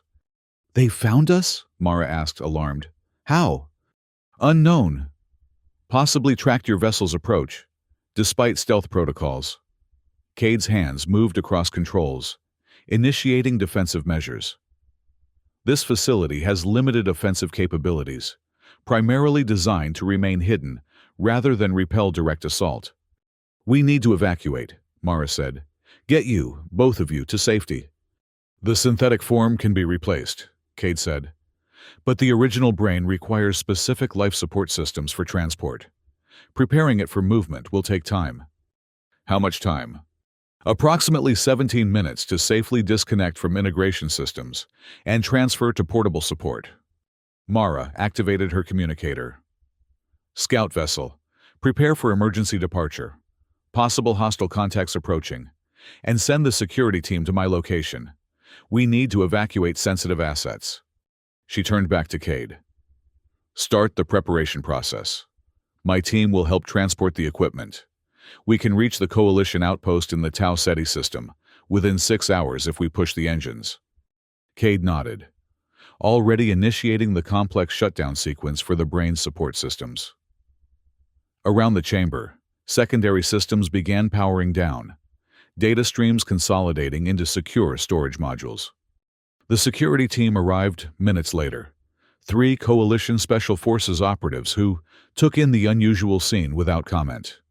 Mara quickly briefed them on the situation and assigned tasks, working efficiently to prepare essential equipment for transport. "Hostile vessels now confirmed," Cade announced. 3 Dominion hunter-killer units on direct approach. Estimated arrival, 12 minutes. We're cutting it close, Mara said. Status of the primary asset. Disconnection process at 63%, Cade replied. Cannot be accelerated without risk of permanent damage. One of the security officers, monitoring the approaching vessels, looked up sharply. They're deploying boarding pods. Standard Dominion tactic. They want to capture, not destroy. They want me, Cade said simply. Both aspects. The synthetic body for reverse engineering, the organic brain for study. Chancellor Averill would consider such a prize worth any cost. The tank housing Cade's original brain began to drain. Specialized mechanical arms, carefully disconnecting the myriad filaments, connecting it to the larger system. A self-contained life support unit moved into position beneath it, ready to receive the preserved organ. 6 minutes to hostile contact, reported the security officer. We need to move. Not yet, Cade said, his synthetic form now connected to a data terminal. I'm purging sensitive information from the facility's systems. If the Dominion captures this base, they cannot be allowed to access what I know about Coalition defenses. The brain was now fully disconnected, suspended in the portable life support unit, a technological marvel that could maintain its function independently for up to 72 hours. One of the security officers secured it for transport, treating the container with appropriate reverence. Download complete, Cade announced, disconnecting from the terminal. All sensitive data transferred to secure modules or erased. This facility is now. He stopped suddenly, his synthetic form freezing in place. The glowing circuits beneath his skin flickered erratically. Cade? Mara moved toward him, concerned. What's happening? Quantum interference, he managed, voice distorted. They're broadcasting a disruption field, specifically designed to target my neural architecture. They knew exactly what to look for. The implications were chilling. Someone had provided the Dominion with detailed information about Cade's systems. Information only a few within the Coalition possessed. We have a security breach, Mara realized. Someone in the Coalition betrayed us. Analysis suggests high probability, Cade agreed, his voice stabilizing somewhat as he fought against the disruption. The field affects my synthetic form and networked capabilities, but the original brain is shielded by its containment system. Then we prioritize that, Mara decided. Security team, escort the primary asset to the vessel. Prepare for immediate departure. What about him? Asked one of the officers, gesturing to Cade's synthetic body. I will remain, Cade said, before Mara could respond. This form is compromised, but still functional enough to ensure your escape. What do you mean? Mara demanded. This facility contains a self-destruct mechanism, Cade explained. Powerful enough to destroy the asteroid and any vessels in close proximity. I can trigger it manually, but someone must remain to ensure the sequence completes. There has to be another way, Mara insisted. We can find a way to transport both aspects. The disruption field is intensifying, Cade interrupted. Soon this synthetic form will be completely incapacitated. The original brain contains enough of my consciousness to rebuild, given time and resources. But if the Dominion captures either aspect, the consequences would be catastrophic. He moved to a secured console, entering a complex authorization sequence. Warning lights activated throughout the facility, and a calm, automated voice announced, Primary destruction sequence initiated. 15 minutes to critical overload. All personnel evacuate immediately. Cade, don't do this, Mara said, even as the security team began moving toward the exit with the containment unit. Come with us. I exist beyond this single form, he reminded her, the circuits in his synthetic body pulsing weakly as the disruption field strengthened. What matters most is preserved in that unit. Now go. Complete the mission. Ensure the Coalition survives what's coming. The facility shuddered as the first Dominion boarding pods impacted the outer hull. Security alerts flashed on the monitors, showing armored troops beginning to cut through access points. Mara knew he was right. There was no time for further debate. With a final look at the synthetic form that had become familiar, she turned and followed the security team, racing through corridors, now bathed in red emergency lighting. They reached the landing bay just as the first breach alarm sounded.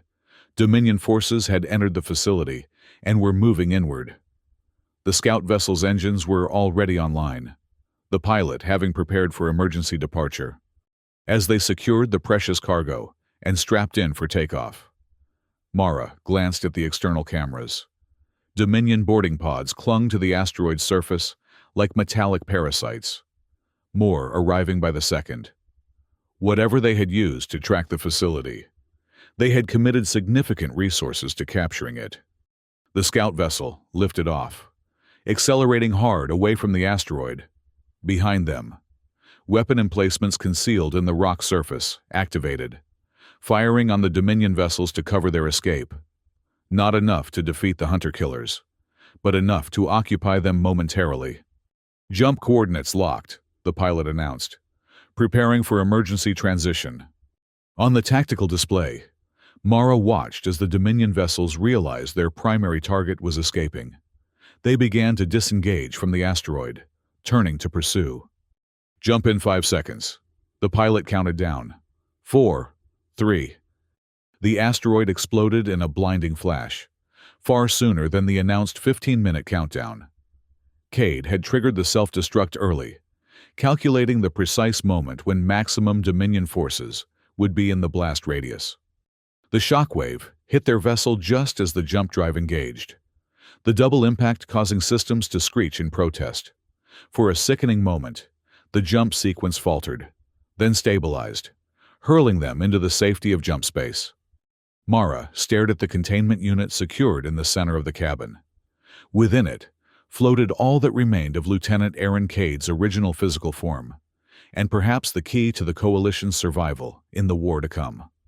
"He sacrificed himself to ensure our escape," said one of the security officers quietly. "Not himself," Mara corrected. "A part of himself. And he did it because he calculated the odds and made the logical choice." She placed a hand on the containment unit. "The war has just begun. The Dominion thought they created the perfect weapon. They never imagined it would be turned against them." As their vessel streaked through jump space toward Coalition territory, Mara wondered what would emerge when they reconnected Cade's preserved brain to new systems. Would he be the same entity she had come to know? Or would this experience change him, as each previous transformation had? One thing was certain. The strongest alien empire in known space continued to fear a single human, not because of weapons or armies, but because he represented something they couldn't control, the unpredictable spark of humanity that, even when merged with machines, refused to be subjugated. And in that refusal lay the Coalition's greatest hope.